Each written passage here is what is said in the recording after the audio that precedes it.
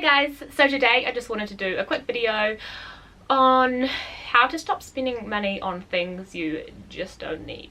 As I started minimizing my life, I realized I was wasting a lot more than just money when I was buying these things. I was wasting time and energy obsessing over these things and creating unnecessary stress over material objects that don't matter at all. Living a minimalist lifestyle isn't just about getting rid of things, it's about not wasting your time and energy on buying and consuming more stuff. You got to stop spending, stop binge buying to make yourself feel better, and stop spending time on things you just don't need. Living a minimalist lifestyle isn't just about getting rid of your things, it's about not spending your time, money and energy on things you don't need. And there's no point in decluttering your life if you're just gonna fill it with more stuff, is there? We need to realize that we have more than enough. It's fine not to have the newest version of something like an iPhone or Samsung if you're that way inclined.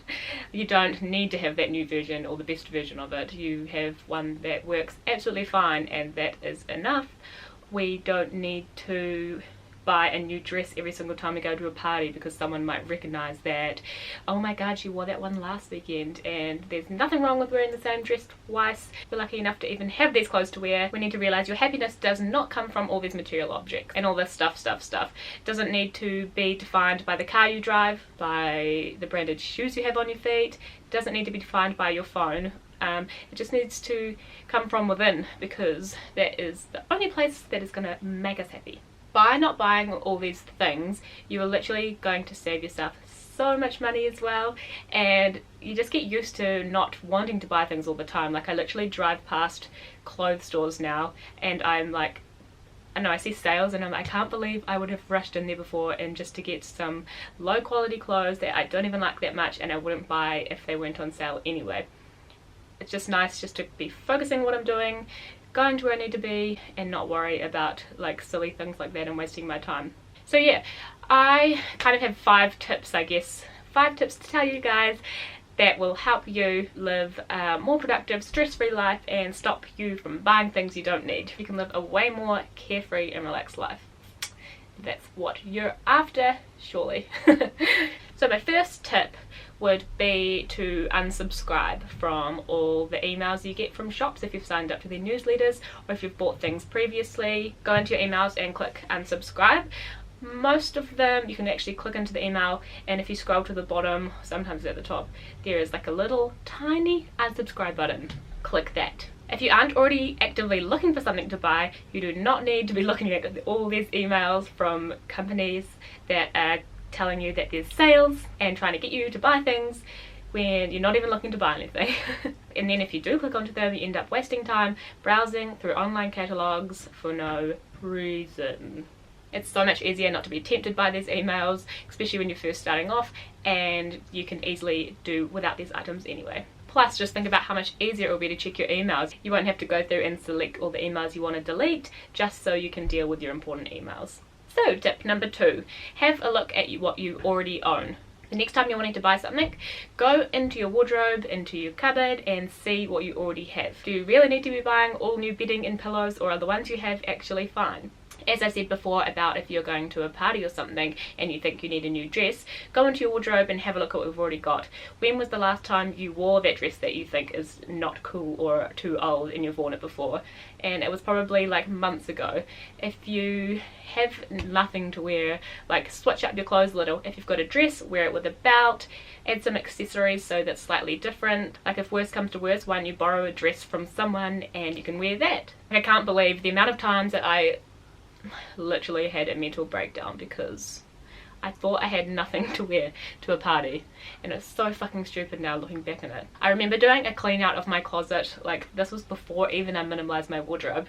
This was like a couple years ago, and I had over 30 dresses that I got rid of, and at that time I would have had another 30 in my wardrobe still, yet a lot of the time I was complaining I had nothing to wear. First world fucking problems, I tell you. When you're decluttering your home and looking at what you've already got, just really narrow it down to what you absolutely love. Because when you have items that you think are fucking epic, you're not going to want to go out and buy ones that are kind of okay. You just want to wear the things that are totally cool and that you love, and be surrounded by items that are going to give value to your life and you really like. So my third tip is to have a think about, if you're buying an item, if it's on sale, if you would actually buy it if it wasn't on sale, because a lot of people just buy things just because they're on sale, and it's such an impulse buy, and then it ends up going to the back of your drawers or the back of your wardrobe, gathering dust and taking up a whole heap of space that could be useful or nice and clear. If you wouldn't buy the item if it wasn't on sale, then again, I'm talking about bringing value into your life and being surrounded by things you love. You obviously don't love it, so don't buy it. And maybe if there is an item that you really, really do love, but you want to spend the money on it straight away, but you don't actually need it straight away, you could wait until there is a sale as well. That is a good one, because eventually, I don't know, there's such a quick turnaround with stuff these days, and there's always something new, new season, new version of it. Wait until it's on sale, and then you will get it for cheaper and save yourself the extra money. My fourth tip would be to wait 48 hours before purchasing. Wait 72 hours would be better. Wait a week, wait a month if it's not urgent or necessary. But yeah, wait about a couple of days at least before spending money on the item that you're wanting. Take that time to think about the item, and if you really need it. Most of the time, if it's not something you really, really need, and like, we really don't need a lot, do we guys? The feeling of want will go, and you can continue on to live your life quite happily without that thing that you thought you needed at that time, but you didn't at all. With me, it was always clothes, and I feel like with females, or males as well, I guess, can't be sexist about it. Sorry guys. That I always wanted these clothes, and like, I was walking past them and I would feel as though I needed them now. Like, I would generally feel like I needed them, and I would get really upset if I didn't get them. Like, it's so ridiculous. You don't need to get an item just because it's 20% off. But you live and you learn, and I hope that you will too. Number 5, my 5th tip is to track your spending. This is a big one for me because I don't really like dealing with money that much. Well, I didn't used to anyway. I didn't like having to calculate my money, keep track of my money, because maybe, I don't know, I just felt guilty, but also I'm not good at maths. Bit of a combination of both. But if you really want a reality check, then go into your bank statements.